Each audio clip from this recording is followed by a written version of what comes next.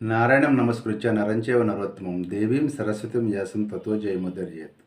ఓం శ్రీ గణేశ శారద మాతృశ్రీ గురుభ్యం నమః. మిత్రులారా, గత ఎపిసోడ్లో మనం భీమసేనుడు సౌగంధిక పుష్పాల కోసం గంధమాదన పర్వతాన్ని అధిరోహించి హనుమంతుల వారి దర్శనాన్ని పొంది ఆయన యొక్క ఆశీస్సులతోటి ముందుకు కదిలి సౌగంధిక వనంలోకి ప్రవేశించాడు. అక్కడ ఉన్నటువంటి అద్భుతమైనటువంటి దివ్య సరస్సులో ఈ సౌగంధిక పుష్పాలను చూడటం జరిగింది.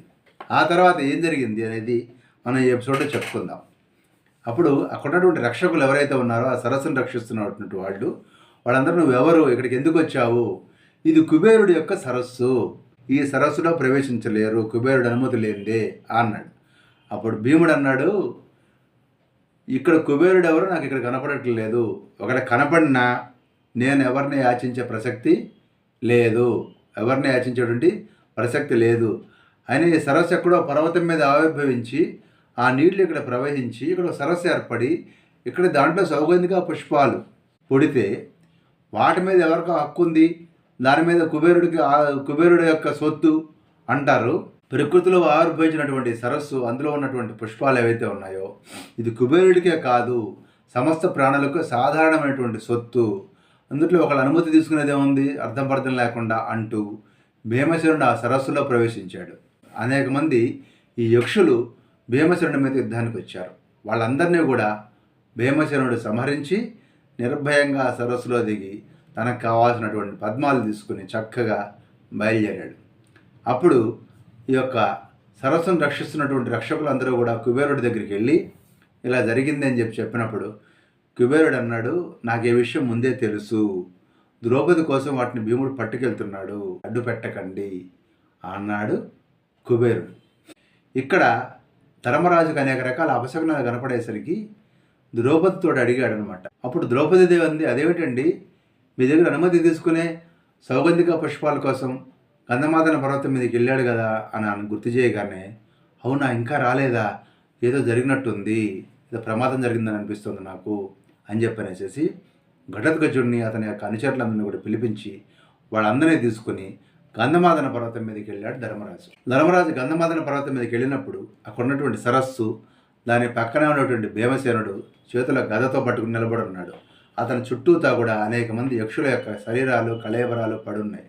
భీమసేనుడు క్షేమంగా ఉండడాన్ని చూసినటువంటి ధర్మరాజు చాలా సంతోషపడి కౌగిలించుకుని, నాయనా నువ్వు దేవతలకు అప్రియమైనటువంటి పనులు చేయొద్దు, ఈ దుందురుగుతనం తగ్గించుకో, చాలా ప్రమాదము అని అంటూ ఉండగానే అక్కడ ఉన్నటువంటి రక్షక భటులు ఎవరైతే కుబేరుడి దగ్గరికి వెళ్ళారో వాళ్ళందరూ తిరిగి వెనక్కి వచ్చి వాళ్ళకి నమస్కరించారు. అప్పుడు వాళ్ళు మనకి ఇంకా హామ్ చెయ్యరు అన్న విషయం నిర్ధారించుకున్నటువంటి ఈ యొక్క పాండవులు అక్కడ కొంతకాలం పాటు అర్జునుడి కోసం వెయిట్ చేస్తూ అక్కడే ఉండటం జరిగింది. ఆ తర్వాత వాళ్ళందరూ కూడా తిరిగి కొన్నాళ్ళ తర్వాత నరనారాయణ ఆశ్రమాన్ని మళ్ళీ చేరుకోవడం జరిగింది. అప్పుడు ఆ సందర్భంలోనే జటాసురుడు అనేటువంటి రాక్షసుడు ఒక బ్రాహ్మణుడి రూపంలోనే పాండవులతో పాటు కలిసి ఉండేవారనమాట. సమయం చూసుకొని పాండవుల ఆయుధాలు ద్రౌపది దేవిని అపహరించాలని చెప్పి చూస్తూ ఉన్నాడు. ఒకరోజు అందరూ దూరంగా ఉన్న సందర్భంలో జటాసురుడు తన స్వస్వరూపాన్ని ధరించి ధర్మరాజుని, నకులుడిని, సహదేవుడిని, అదేవిధంగా ద్రౌపదిని, పాండవుల ఆయుధాలను తీసుకుని పారిపోవడం కోసం ప్రయత్నం చేశాడు. ఆ సందర్భంలో సహదేవుడు ఎలాగో వాడితో పెనుగులాడి వాడి దగ్గర నుంచి విడిపించుకొని భీముని వెతుక్కుంటూ పెద్ద పెద్దగా కేకలు పెడుతూ ఉన్నాడు. అప్పుడు ధర్మరాజు వాడికి ధర్మబోధ చేసే ప్రయత్నం చేశాడు. అయినా కానీ ఆ జటాసురుడు ధర్మరాజు యొక్క మాటలు వినకపోవడంతో తన యోగశక్తితోటి ధర్మరాజు తన శరీరం యొక్క బరువును పెంచాడు. ఎప్పుడైతే పెంచాడో ఆ రాక్షసుడు ఆ బరువు మోయలేని పరిస్థితుల్లో ఉన్నాడనమాట. ఈ లోపల సహదేవుడు వాడితో యుద్ధం చేయడం కోసం నిలబడ్డాడు. ఇంతలో అక్కడికి వచ్చినటువంటి భీమసేనుడు ఆ జటాసురుడిని సంహరించడం జరిగింది. ఆ జటాసురు సంహారం తర్వాత ఈ ధర్మరాజు తన సోదరులతోటి అర్జునుడు వచ్చే సమయం సమీపిస్తోంది కాబట్టి మనం మరో చోటికి వెళ్ళాము అని చెప్పని ఘటోత్కచుడి యొక్క సహకారంతో వాళ్ళు అక్కడి నుంచి బయలుదేరి ఉత్తరం వైపుగా ప్రయాణం చేస్తూ ఉన్నారనమాట. అలా వెళ్ళినటువంటి పాండవులు 4వ రోజున శ్వేతపర్వతం ఎక్కారు. ఆ తర్వాత గంధమాదన ప్రాంతంలో ఉన్నటువంటి అరణ్యం చేరి అక్కడ ఆష్నిషేణుడు అనేటువంటి ఒక మహర్షి యొక్క ఆశ్రమాన్ని సందర్శించారు. ఆ ఆర్ష్నిషేనుడు అనేటువంటి మహర్షి అర్జునుడు వచ్చే వరకు మీరు ఇక్కడే సుఖంగా ఉండొచ్చు అన్నాడు. ఆ విధంగా కొన్నాళ్ల పాటు ఆ ఆశ్రమంలోనే పాండవులు సుఖంగా నివసించారు. ఆ సందర్భంలోనే అవసరమైనప్పుడు మళ్ళీ వస్తానని చెప్పనేసేసి గరుడధ్వజుడు అక్కడి నుంచి వెళ్ళిపోయారు. ఒకనాడు ఆ సందర్భంలో ఒక మహానాగాన్ని గరుత్మంతుడు పట్టి పైకి ఎగురుతున్నాడు. ఆ సందర్భంలో గరుత్మంతుడి యొక్క రెక్క తాకిడికి పర్వత శిఖరం నుంచి విచిత్రమైనటువంటి సుగంధం కలిగినటువంటి అనేక పుష్పాలు ఎగిరి పాండవులు కూర్చున్న చోటుకు వచ్చి పడ్డాయి. వాటిని మళ్ళీ ద్రౌపదీదేవి చూసి భీముడి దగ్గరికి వెళ్ళి, నాకు ఈ ఉన్నతమైనటువంటి శిఖరాన్ని నీ సహాయంతో ఎక్కాలని చెప్పని ఉంది అని అంటూ, ముందుగా వెళ్ళాలంటే అక్కడ ఎలా అంటూ రాక్షసులు ఎవరు ఉన్నారేమో, ప్రమాదం ఏమైనా ఉందేమో, కాబట్టి నువ్వు ముందెళ్ళి ఒకసారి రెక్కి నిర్వహించి, అంటే అక్కడ అన్ని సక్రమంగా ఉందో లేదో, రాక్షసులు ఎవరు లేరు కదా అన్నది చూసి ఉంటే వాళ్ళని సంహరించి వచ్చినట్లయితే మనిద్దరం కలిసి సరదాగా ఈ కొండ ఎక్కుదాము అంది. గద వంటి అనేక ఆయుధాలు ధరించినటువంటి భీమసేనుడు ఆ యొక్క పర్వతాన్ని మళ్ళీ ఎక్కి తన యొక్క శంఖాన్ని పూరించడం జరిగింది. అప్పుడు అనేక మంది యక్షులు రాక్షసులు కూడా మళ్ళీ యుద్ధానికి వచ్చారు. అప్పుడు వాళ్ళల్లో చాలామందిని ఈ భీమసేనుడు సంహరించడం జరిగింది. అప్పుడు కుబేరుడికి చాలా సన్నిహితుడైనటువంటి మణుమంతుడు అనేటువంటి ఒక బలవంతుడైనటువంటి యక్షుని కూడాను ఈ యొక్క భీమసేనుడు సంహరించడం జరిగింది.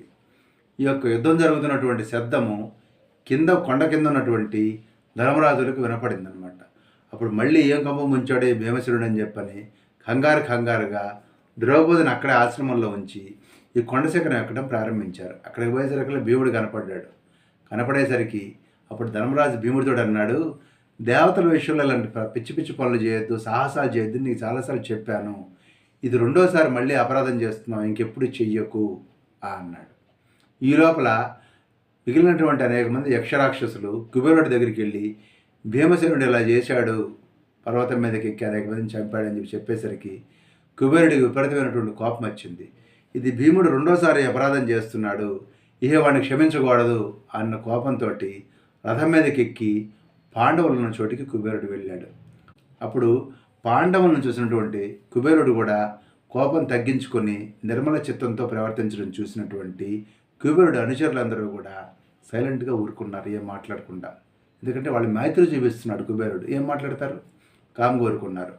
అప్పుడు ధర్మరాజు, నకులుడు, సహదేవుడు కూడా ఏదో పొరపాటు చేసిన వాళ్ళలాగా తల వంచుకుని నిలబడ్డారు. అయితే భీముడు మాత్రం అంతమంది రాక్షసులను చంపి కూడా ధైర్యంగా నిలబడి యుద్ధానికి సిద్ధంగా ఉన్నాడు. అప్పుడు ధర్మరాజు తోటి కుబేరుడు అన్నాడు, నాకు ఈ భీమసేనుడి మీద ఎలాంటి కోపం లేదయ్యా, ఈ భీముడి కారణంగా నాకు శాప విమోచనమైంది, ఈ అక్షరాక్షసులను సంహరించినా కానీ నాకేం కోపం రావట్లేదు అన్నాడు. అనగానే ధర్మరాజు ఆశ్చర్యపోయి, అదేమిటి, అనేక మంది నీ అనుచరులను సంహరించిన భీమసేనుని చూస్తే నీకు కోపం రావాలి కదా, ఎందుకు కోపం రాకుండా నువ్వు సంయమనం పాటిస్తున్నావు అని అడిగాడు ధర్మరాజు. అప్పుడు కుబేరుడు ఏం చెప్పాడంటే, ఒకసారి నేను పెద్ద సైన్యంతో దేవసభకి వెళ్తూ ఉండగా దారిలో అగస్త్య మహర్షి కనపడినప్పుడు నా మిత్రుడైనటువంటి మణిమంతుడు అనేటువంటి వాడు మూర్ఖత్వం వల్ల, అజ్ఞానం వల్ల ఒళ్ళు బలిసో దేనివల్ల కానీ ఆయన మీద శిరస్సు మీద ఉమ్మి వేయటం జరిగింది ఆకాశ మార్గంలో వెళ్తూ. అప్పుడు అగస్త్యుడు, కుబేరా, నువ్వు చూస్తూ ఉండగా ఈ మణిమంతుడు నన్ను ఈ విధంగా అవమానించాడు, అందువల్ల ఇతడు సైన్యంతో పాటు ఒక మానవుడి చేతిలో మరణిస్తాడు, నీకు ఆ మానవుడిని చూసిన తర్వాత నీకు ఆ పాపం తొలగిపోతుంది అని శపించాడు. అందువల్లనే నేను ప్రత్యేకంగా ఇక్కడికి వచ్చి ఆ భీముడిని చూడటం జరిగింది. ఆ భీముడి కారణంగా ఆ మణిమంతుడు చనిపోవటం, అతని సైన్యం చనిపోవటం, తర్వాత నేను భీముడిని చూడటం ద్వారా నాకు కూడా పాప విముక్తి జరిగింది అని చెప్పి కుబేరుడు ధర్మరాజుతో ఒక మాట అన్నాడు, ఈ భీమసేనుడికి ధర్మం తెలియదు, విపరీతమైన గర్వము, పిల్లవాడితో సమానమైనటువంటి మనసు కలిగిన వాడు, కోపశీలుడు, భయం లేనివాడు, వీడిని కాస్త అదుపులో పెట్టుకొని ఆయన అని చెప్పాడు కుబేరుడు ధర్మరాజుతోటి. ఇహ మీద ఇక్కడ ఉన్నటువంటి యక్షరాక్షసులు మిమ్మల్ని ఏమీ చేయరు, మీకు సర్వీస్ ఇస్తారు, నువ్వు తిరిగి ఆర్ష్టిషేయుని ఆశ్రమానికి వెళ్ళండి, ఆశ్చర్యకాలంలోనే అర్జునుడు మీ దగ్గరికి వస్తాడు అని చెప్పనేసి తిరిగి కుబేరుడు తన శ్వేతపర్వతానికి వెళ్ళిపోవడం జరిగింది. అప్పుడు పాండవులు అర్జునుడు ఎప్పుడు వస్తాడా అని చెప్పని దినమొక సంవత్సరంలాగా గడుపుతూ ఉండగా ఒక రోజున అర్జునుడు దేవేంద్రుడి యొక్క రథం ఎక్కి గంధమాదన పర్వతం మీద ఉన్నటువంటి తన సోదర పాండవులందరినీ కూడా కలుసుకొని వాళ్ళందరినీ కూడా సంతోషపెట్టాడు. ఆ తర్వాత అందరినీ ఓదార్చి తాను సాధించినటువంటి అస్త్ర విద్య గురించి వాళ్ళందరికీ కూడా నివేదించాడు. అప్పుడు మర్నాడు దేవేంద్రుడు పాండవుల దగ్గరికి వచ్చి అర్జునుడు అనేక రకాలైనటువంటి అస్త్రశస్త్రాలు సంపాదించి దేవతలకు కూడా కష్టమైనటువంటి అద్భుతమైనటువంటి వీరకృత్యాలు చేశాడు.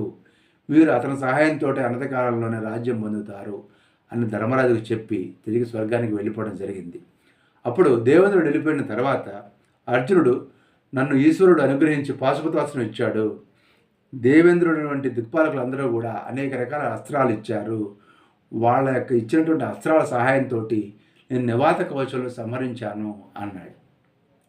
ఎవరయ్యా నివాత కవచులు అని అడిగాడు ధర్మరాజు. అప్పుడు ఆయన ఏం చెప్పాడంటే, ఇంద్రుడు నాకు అనేక రకాల అస్త్రశస్త్రాలు ఇచ్చిన తర్వాత నా శత్రువులైనటువంటి నివాత కవచులైనటువంటి దానవులు 3 కోట్ల మంది సముద్ర గర్భంలో నివసిస్తూ ఉన్నారు, వాళ్ళని సంహరించాలి నువ్వు అని చెప్పనేసేసి మాతలతో పాటు ఆ రథాన్ని అలాగే దేవదత్తమైనటువంటి శంఖాన్ని అనేక ఆయుధాలు నాకు ఇచ్చాడు. ఎవరు? దేవేంద్రుడు. నేను సముద్ర ప్రాంతానికి వెళ్ళి ఘోరమైన యుద్ధం చేసి అనేక మంది నివాస కవచులైనటువంటి రాక్షసులను నా అస్త్రశస్త్రాలతోటి సంహరించాను. ఆ తర్వాత ఆ మాతలి ఆ యొక్క దానవులు ఉండేటువంటి నగరానికి నన్ను తన రథంలో తీసుకెళ్ళాడు. అప్పుడు ఆశ్చర్యపోయి, ఇంత అందమైనటువంటి నగరాల్లో దేవతలు ఎందుకు నివసించట్లేదని అడిగినప్పుడు, ఓ వీరుడా, ఒకప్పుడు ఈ యొక్క నగరంలో దేవతలు నివసించేవారు, అయితే నివాత కవచులు బ్రహ్మదేవుడి గురించి తపస్సు చేసి ఆయన్ని సంతోషపెట్టి ఈ నగరాన్ని పొందారు. అప్పుడు దేవేంద్రుడు బ్రహ్మదేవుడితో, ఇదేంటి స్వామి, ఈ నగరాన్ని ఆ యొక్క నివాత కవచులకు ఇచ్చారు, మళ్ళీ తిరిగి నాకెప్పుడు స్వాధీనం అవుతుందని అడిగినప్పుడు, నీ యొక్క శక్తి అంతటిని కూడా ఒక వీరుడికి ధారపోసి అతని ద్వారా నువ్వు ఈ యొక్క నివాత కవచులను సంహరించగలుగుతావు అని చెప్పిన బ్రహ్మ అనుగ్రహించాడు. ఆ విధంగా అందుకనే ఇంద్రుడు ఇతర దేవతలు తమ అస్త్రశస్త్రాలు నీకు ఇచ్చారు అని చెప్పనేసేసి మాతలు నాకు చెప్పడం జరిగింది. ఆ తర్వాత మాతలతోటి దేవేంద్రుడి దగ్గరికి వెళ్ళే సందర్భంలో దారిలో ఆకాశం మీద సంచరించేటువంటి ఒక ఎగిరే పళ్ళెం కనపడింది, ఒక ఫ్లయింగ్ సాసర్, అంటే ఆకాశం మీద సంచరించేటువంటి ఒక మహానగరం కనపడింది. ఇదేంటి అని అడిగినప్పుడు, దీంట్లో పౌలోములు కాలకంజి దానవులు కూడా ఉంటారు, వీళ్ళని కూడా నువ్వు సంహరించు అని చెప్పనేసేసి మాతలు నాకు చెప్పడం జరిగింది. అప్పుడు ఆ దానవులతోటి నేను తీవ్రమైనటువంటి యుద్ధం చేశాను. అది ఇష్టం వచ్చినట్టు ఆకాశంలో సంచరిస్తూ ఒకసారి ఆకాశంలో ఉంటుంది, ఒకసారి నెలల్లో ఉంటుంది, ఒకసారి నేలలోకి వెళ్తుంది, ఒకసారి అడ్డంగా ప్రయాణం చేస్తుంది, ఒకసారి నిలువుగా ప్రయాణం చేస్తుంది. ఈ విధంగా అనేక రకాలైనటువంటి బహుదిశల్లో చాలా చిత్ర విన్యాసాలు చేస్తూ ప్రయాణించేటువంటి ఈ నగరాన్ని అస్త్రశస్త్రాలతో బంధింపజేసి దాన్ని నేల మీద పడిపోయేట్టు చేశాను. దాంతో వందల కొద్ది వేల కొద్ది దానవులు అనేక మంది ఆయుధాలతో నన్ను చుట్టుముట్టడంతో నేను పాశుపతాస్త్రాన్ని ప్రయోగించాను. ఆ విధంగా దానవులందరినీ కూడా నశింపజేశాను. ఆ తర్వాత తిరిగి అక్కడ ఉన్నటువంటి ఆ హిరణ్యపురం అనే రాక్షసుల యొక్క నివాసాన్ని వదిలిపెట్టి తిరిగి దేవేంద్ర భవనం చేరుకున్నాను. అప్పుడు దేవేంద్రుడు అందరి సమక్షంలో నన్ను ప్రశంసించి అవేద్యమైనటువంటి కవచాన్ని, దేవదత్తమైనటువంటి శంఖాన్ని, గొప్ప కిరీటాన్ని, అనేక మంది దివ్య మాలలు, దివ్యాస్త్రాలు, దివ్య వస్త్రాలు కూడా నాకు బహుకరించాడు. ఈ విధంగా 5 సంవత్సరాల పాటు ఉండి ఆయన పర్మిషన్ తీసుకుని తిరిగి ఇక్కడికి వచ్చాను అని చెప్పనేసి చెప్పాడు. అప్పుడు ధర్మరాజు చాలా మురిసిపోయి, సంతోషపడిపోయి, ఆనందపడిపోయి, ఆహాహా, ఎంత బ్రహ్మాండంగా చేసేవారా నాయన, సరే నువ్వు సంపాదించినటువంటి దివ్యాస్త్రాలన్నీ కూడా నాకు చూడాలని ఉంది, రేపు ప్రదర్శన ఏర్పాటు చెయ్యి అన్నాడు ధర్మరాజు. అప్పుడు యుధిష్ఠిరుడు కోరిక ప్రకారం మర్నాడు అర్జునుడు అస్త్ర విద్యా ప్రదర్శన ప్రారంభించాడు. అంటే డెమో ఇవ్వటం మొదలెట్టాడు అనమాట తను సాధించినటువంటి అస్త్రాలకి. దాంతో భూమి అదిరిపోయి, పర్వతాలు కదిలిపోయి, అగ్ని ప్రజ్వరిల్లి తీవ్రమైనటువంటి గాలులు వీచినాయి. అప్పుడు ఆకాశ మార్గం నుంచి నారద మహర్షి కిందకి దిగొచ్చి, ఇట్లా దివ్యాస్త్రాలు ఎక్కడ పడితే అక్కడ ప్రయోగం చేసి ప్రదర్శిస్తారా? ఓ ధర్మరాజా, ఈ యొక్క ఆయుధాల శక్తిని రేపు నువ్వు యుద్ధరంగంలో చూద్దుగానిలే, ప్రస్తుతానికి తొందరపడి వీటిని ఎక్కడ పడితే అక్కడ ఇక్కడ ట్రయల్స్ చేయకండి అని చెప్పి నారదుడు వాళ్ళకి బుద్ధి చెప్పి అక్కడి నుంచి తిరిగి స్వర్గానికి వెళ్ళిపోవడం జరిగింది. ఆ తర్వాత కుబేరుడు అనుగ్రహంతో ఈ విధంగా పాండవులు ఆ పర్వతం మీద 4 సంవత్సరాల పాటు కాలక్షేపం చేశారు. ఒక్కరోజు గడిపినట్టు గడిపారు. చాలా హ్యాపీగా, సంతోషంగా, సుఖంగా ఉన్నారు. అప్పుడు ఒక రోజున అందరూ సుఖంగా ఉన్నప్పుడు భీముడు ఇతర నలుగురు సోదరులు కూడా ధర్మరాజు దగ్గరికి వచ్చి, ఓ అన్న, మనం వనవాసం ప్రారంభించేప్పటికి 11వ సంవత్సరం నడుస్తోంది. మనం వెనక్కి వెళ్ళి ఇంకో సంవత్సరం అజ్ఞాతవాసం కూడా పూర్తి చేసుకుని యుద్ధంలో శత్రువులు నశింపజేద్దాము. మనం 12 ఏళ్ళు అరణ్యవాసం చేయాలి, 11 ఏళ్ళు అయిపోయింది, ఇంకొక సంవత్సరం ఉంది కాబట్టి ఆ తర్వాత అజ్ఞాతవాసం పూర్తి చేసుకుని నెమ్మదిగా వెనక్కి బయలుదేరదాము అని చెప్పనేసరికి అప్పుడు అక్కడి నుంచి అందరూ కూడా ఘటోత్కచుల యొక్క సహాయంతో తిరిగి వాళ్ళు బదరికాశ్రమం చేరారు. బదరికాశ్రమం చేరగానే ఈ విధంగా లోమస మహర్షి పాండవులను ఆశీర్వదించి అక్కడి నుంచి గంధమాదన పర్వతం మీద నుంచే స్వర్గలోకానికి వెళ్ళిపోవడం జరిగింది. ఆ తర్వాత ఏం జరిగింది, భీమసేనుడు ఎలాంటి ప్రమాదానికి లోనయ్యాడు అనేటువంటి విషయాలన్నీ కూడా నెక్స్ట్ ఎపిసోడ్లో చెప్పుకుందాం. స్వస్తి.